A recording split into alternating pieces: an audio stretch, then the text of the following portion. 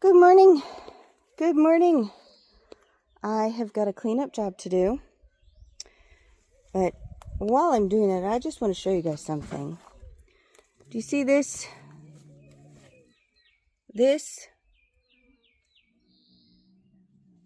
There is a growl. I think I have a cat with kittens under there. Okay, I'm not going to disturb that. Woohoo! Nice! I always like it when little kittens are born in my yard. I do. I think it's amazing. But what I wanted to show you, getting away from the distraction, is, do you see this is a garden bed? I just simply took the leftovers from the house siding and I put them in triangular form and I made garden beds. And people are always asking me, what do you mean, Shoshana, you don't buy dirt? What do you mean you don't buy the bagged soil? What do you mean? And that's true. I mean, yes, I bought the bagged soil in order to even up the ground under my swimming pool. I buy the bagged soil if I have rooted a tree branch and I need soil to put the tree branch into for when I give the tree branch to somebody else as a young tree. But as far as my garden goes, I use only what's in my yard. The resources in my yard are plenty. I mean, there's so much green. There's so much life here that it is so easy to find with what to make new soil. And of course, we know that you can make new soil with weeds. So what I did is I took these triangles and at first I just planted my seeds, planted my vegetables straight into the ground. And then I would take weeds, as the little seedlings came up, I would take the weeds and mulch around the new plants. Okay, that's what I would do. Now, as time went on, I was building soil. And in fact, this is only 2 years worth of soil. And I just want to show you the depth here. I cleared away all the weeds yesterday to give to the rabbits because I knew that I needed this soil for my vegetable gardens and the potted plants. So this is a shovel. You can see it's not a very big shovel. And I just want to show you what in 2 years, look at this. The soil comes to only about an inch, about 2.5 centimeters from the top, which means that this is like 4 inches or something. I have a small hand comparatively, but look, it's like the entire length of my hand. That much soil for the entire triangle. Now, I'm going to be taking this soil, putting it into this bucket, okay? Putting it into that bucket, and I want to see how many 10-liter buckets of soil I get from this one little patch. Because I really want people to understand. You can make your own soil. You don't need to buy it. It doesn't take very long. All of this took about 2 years. That's it. 2 years of just piling weeds up, piling weeds up, piling weeds up. So essentially, I was building compost. And that compost turns into soil, as all compost does. I was just building it up around my plants. And in this particular case, I had in here peppers. I've had in here tomatoes. I've had in here parsley, lettuce, and, and I just built up the weeds around them. And it gave me this soil. Now, I'm going to show you over here. This is my winter lettuce. I'm allowing it to go to seed. This is the size of one of those triangles I'm talking about. Now, this triangle has been here for the same amount of time. However, I did not build up and build up and build up like I did here against the wall. Why? Because I really wanted to build soil. So I had to put my weeds in a more concentrated area. Now, I did put some in here. So this is about half the depth as this. Now, this one over here, it's kind of being taken over by the rosemary. The rosemary is hanging over it. That one, I wasn't able to use as much because of the rosemary. However, I just let the weeds grow, push the weeds back down, let the weeds grow, push the weeds back down, and it's going to be very interesting to see the height there. From the initial looks of it,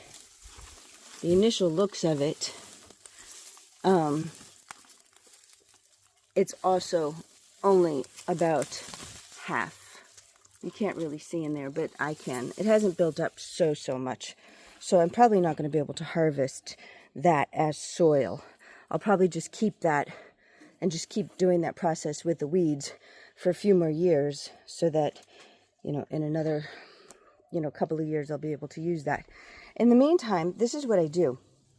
So like every 2 years or so, I will harvest this soil. And since it's not the bagged soil that you get at the plant nurseries, this is actual soil built from all of the components that have already grown in my yard, which means that this soil is made up of exactly what I need in my garden, which makes it a better soil for my needs in my garden. That is not to say that the bagged soil is not good soil for most people's needs. It is just, I'm just saying that this soil will hold water better. This holds water. This will hold the moisture better than the bagged soil. This has all kinds of weeds in it. The seeds, which I know most people think that is just awful, but I personally think that is fantastic because there's life in here. This already has the microbes and the fungi, the bacteria, everything that I need in soil is in here. It's already in here. I'm going to get back to those seeds. Why do I think that the seeds are so great? I think the seeds are so great because they grow and my soil replenishes itself. I get nutrition in the soil. The weeds I find very useful. For example, this weed, okay, this is mallow. This weed has beautiful purple flowers on it, and the bees pollinate these flowers. Take a look at this. This is a type of wild coriander. The bees pollinate those flowers. Other insects pollinate those flowers. By ensuring that I have those weeds, look at the butterfly, in my garden, I am ensuring that there is an ecosystem for everyone here. And when there is an ecosystem for diversity, then the soil is healthier. The land is healthier. The plants are healthier. Everything's healthier. And I know that my yard is just this tiny little space, but whatever health is in my yard spills over into my neighbor's yards. I'll show you. That is my neighbor's yard. Now, you might think, oh my goodness, that is so full of weeds. Look at all those flowers. Look at all that. Oh my goodness. Well, I look at that as a meadow, and I'm saying, that wasn't like that 10 years ago. 10 years ago, there was no life in that yard. None. So what can I say? What can I say? What can I say? All of this abundance spills over. Now, my backyard neighbor, she just had her yard totally cleaned.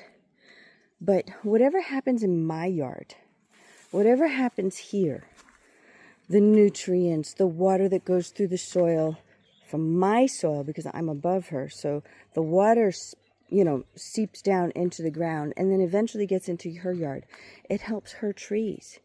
If she wanted to have a luscious garden like this, oh my goodness, my yard would help her yard so much.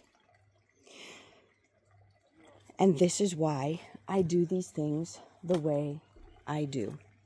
Even in my containers, if leaves fall in here, unless they are directly negatively affecting the growth of what I'm growing here, I don't clear them out because they will break down and become more soil.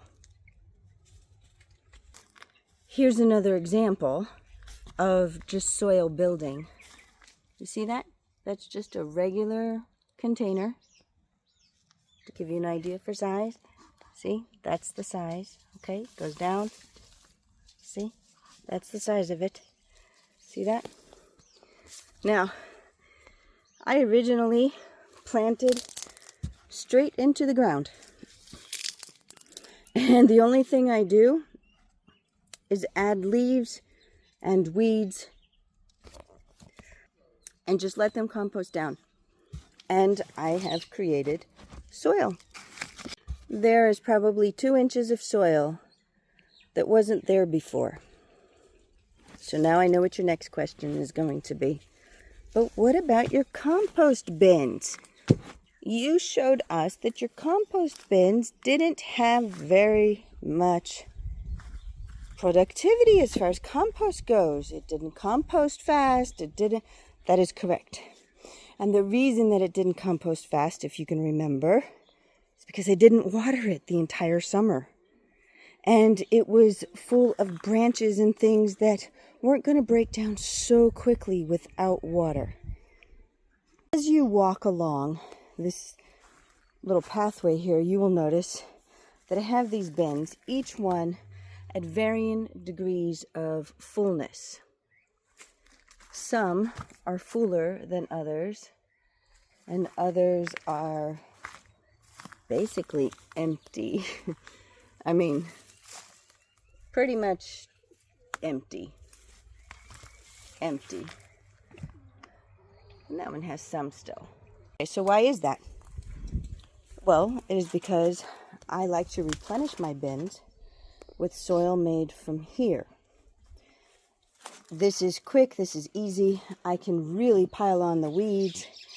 I don't have to worry, for example, like here, I don't have to worry, is there something growing? Is there something fragile? And I just pile it on and pile it on and pile it on. So, whereas each one of these starts out as a garden bed, you see, like that is a garden bed. As the plants grow older, I start piling weeds up around them. And then I will plant into those piles already mature plants that I have sprouted in a container, right? So I will plant seedlings in those and not seeds. And so then, I will spend a couple of years planting seedlings. The seedlings grow up and I put more around them. So I'm essentially planting into a compost pile. and then that gives me soil. That soil I then use in my containers. So what do I do, for example, if I've got things growing in that container? Well, I don't add soil around something that's going to hurt it.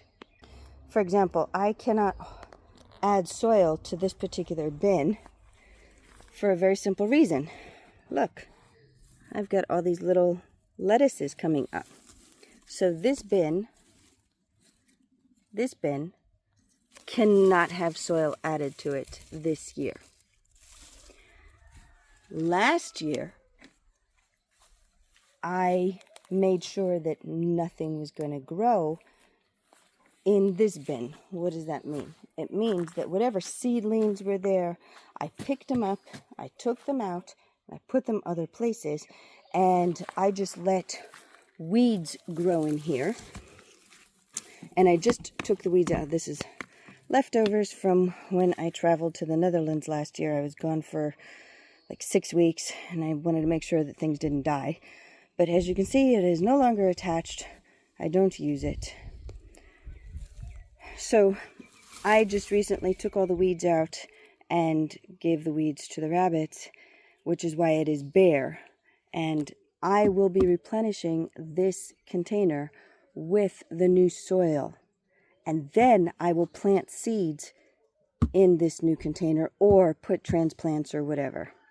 The reason that I did not just mash down the weeds and then put new soil on top is because I don't want these bins to, I don't use these bins as compost piles in the same sense as the triangular ones.